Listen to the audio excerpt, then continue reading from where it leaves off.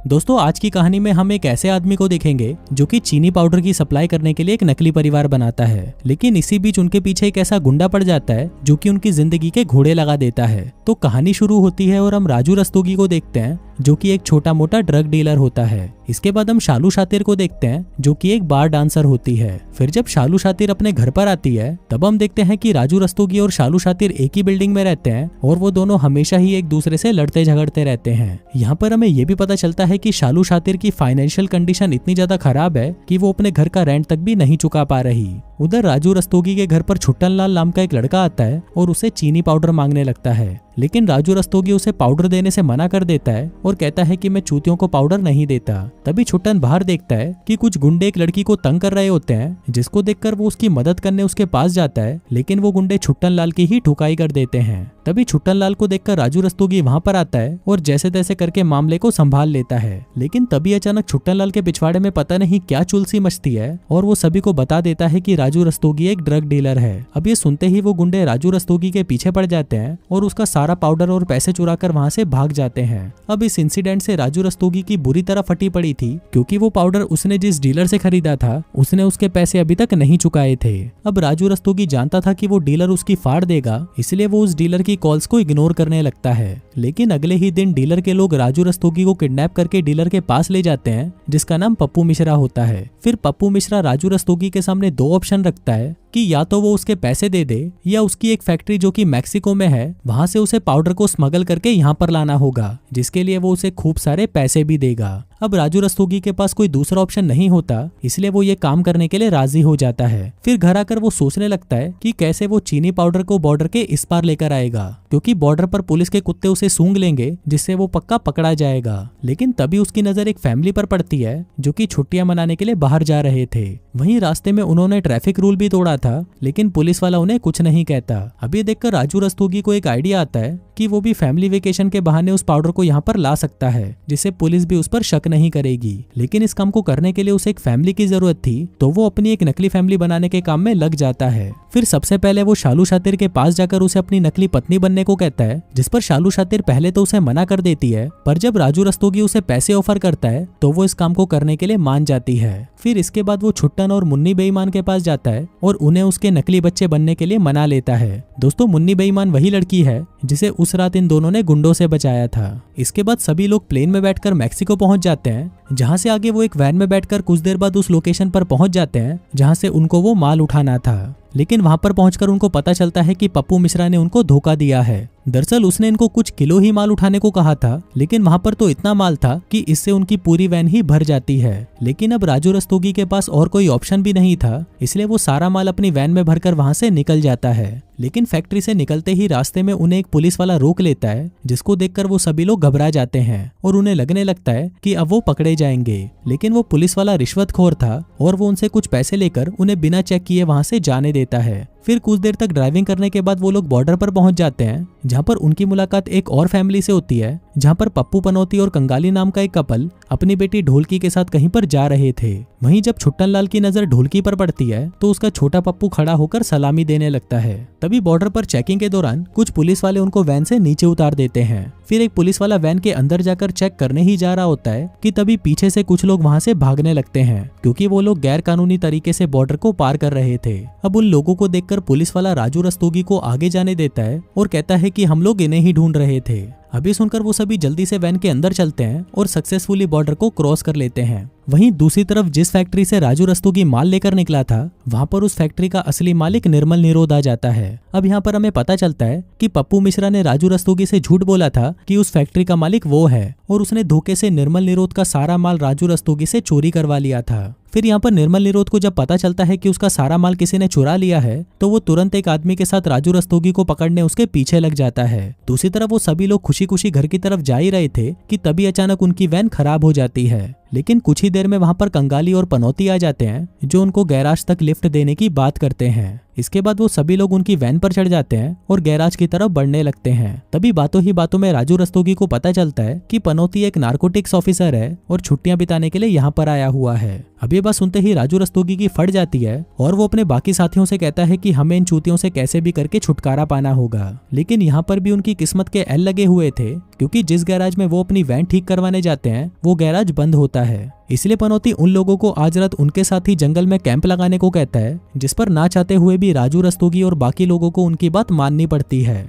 फिर रात को कैंप के दौरान जब पनौती और कंगाली सभी को सलमान भाई के गाने सुना रहे थे, तभी राजू रस्तोगी और शालू शातिर प्लान बनाते हैं कि आधी रात को जब ये दोनों चूतिए सो जाएंगे तो ये लोग उनकी वैन चुरा कर यहाँ से भाग जाएंगे।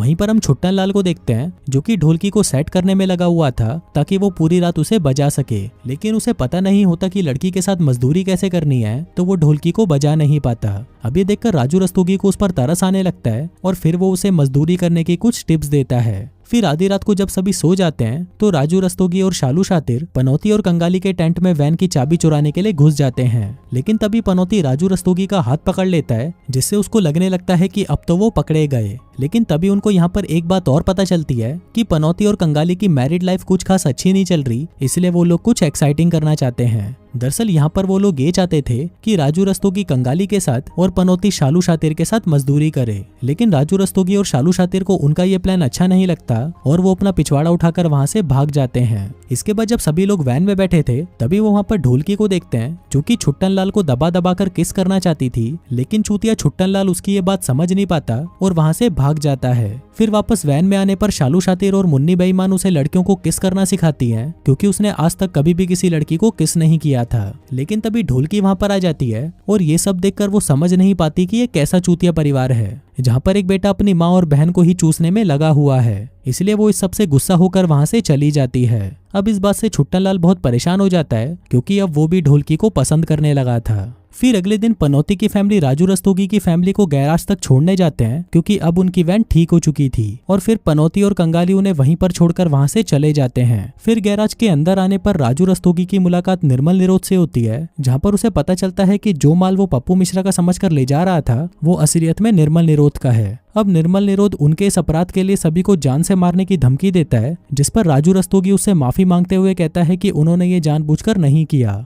इसी दौरान निर्मल निरोध को यह भी पता चलता है कि शालू शातिर एक बार डांसर है, तो वो उसे वहां पर डांस करने को कहता है। फिर जब शालू शातिर अपना अश्लील डांस दिखाकर सभी गुंडों के घोड़े खड़े कर रही होती है, तभी मौके का फायदा उठाकर राजू रस्तोगी अपनी वैन निकालता है और सभी को उसमें बिठाकर वहां से निकल जाता है। इसी दौरान छुट्टन लाल ड्राइव कर रहा था, जबकि उसे ड्राइव करना आता भी नहीं था। इसी दौरान एक मकड़ी छुट्टन लाल के कच्छे में घुस जाती है और उसके नुन्नू पर काट लेती है। अब इससे छुट्टन लाल को बहुत दर्द होता है और दर्द के मारे वो वैन को कंट्रोल नहीं कर पाता और उनका एक्सीडेंट हो जाता है। अब मकड़ी के काटने पर छुट्टन लाल का दिमाग खराब हो जाता है, इसलिए सभी उसे हॉस्पिटल लेकर जाते हैं। वहां पहुंचकर राजू रस्तोगी पप्पू मिश्रा को बहुत ज्यादा गालियां देता है, क्योंकि आज उस चूतिए की वजह से इन लोगों की जान जाने वाली थी। इसके बाद वो उससे इस काम के और भी ज्यादा पैसे मांगने लगता है और कहता है कि अगर तुमने मुझे पैसे नहीं दिए तो मैं ये सारा माल निर्मल निरोध को वापस कर दूंगा और उसे तेरा ठिकाना भी बता दूंगा।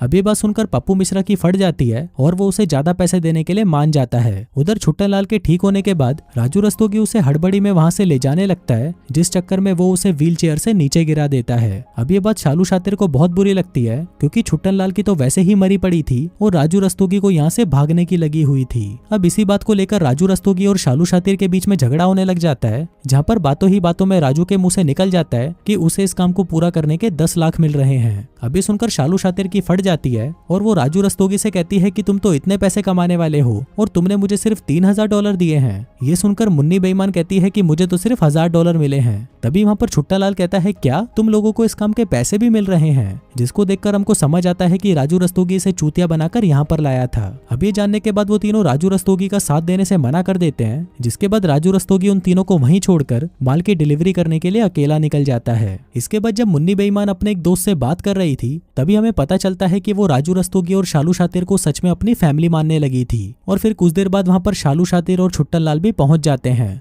दूसरी तरफ हम राजू रस्तोगी को देखते हैं, जिसे अपने बाकी साथियों के बिना अब अच्छा नहीं लग रहा था, इसलिए वो उन लोगों के पास वापस आ जाता है और उन सभी से कहता है कि उसे इस काम को करने पर जितने भी पैसे मिलेंगे वो उन पैसों को सभी में बराबर बांट देगा। अब ये बात बाकियों को भी अच्छी लगती है, जिस वजह से वो राजू रस्तोगी को माफ कर देते हैं। इसके बाद जब वो लोग अपनी वैन की तरफ जा रहे थे, तभी रास्ते में उन्हें कंगाली और ढोलकी दिखाई देते हैं। फिर ढोलकी छुट्टन लाल को देखकर अपनी मॉम को उस रात के बारे में बताने लगती है कि मैंने छुट्टन लाल को अपनी माँ और बहन को किस करते हुए देखा था। अब ये सुनकर छुट्टन लाल घबरा जाता है और वो उनको सब कुछ सच बता देता है कि हम लोग असली फैमिली नहीं हैं, हम तो बस मैक्सिको से माल स्मगल करके वापस अपने घर जा रहे हैं। तभी वहाँ पर निर्मल निरोध का एक आदमी आ जाता है जिसके पास गन होती है। अब ये देखकर वो सभी लोग डर जाते हैं, लेकिन तभी सही टाइम पर पनौती वहाँ पर आकर उस आदमी को मारकर बेहोश कर देता है। पर कुछ ही देर में वहाँ पर निर्मल निरोध भी आ जाता है और ढोलकी को पकड़ लेता है। अब वो इन सभी चूतियों को एक साथ टपकाने ही वाला था कि तभी आतिशबाजी के कारण उसका ध्यान भटक जाता है और राजू रस्तोगी इस बात का फायदा उठाकर निर्मल निरोध के हाथ से गन छीन लेता है।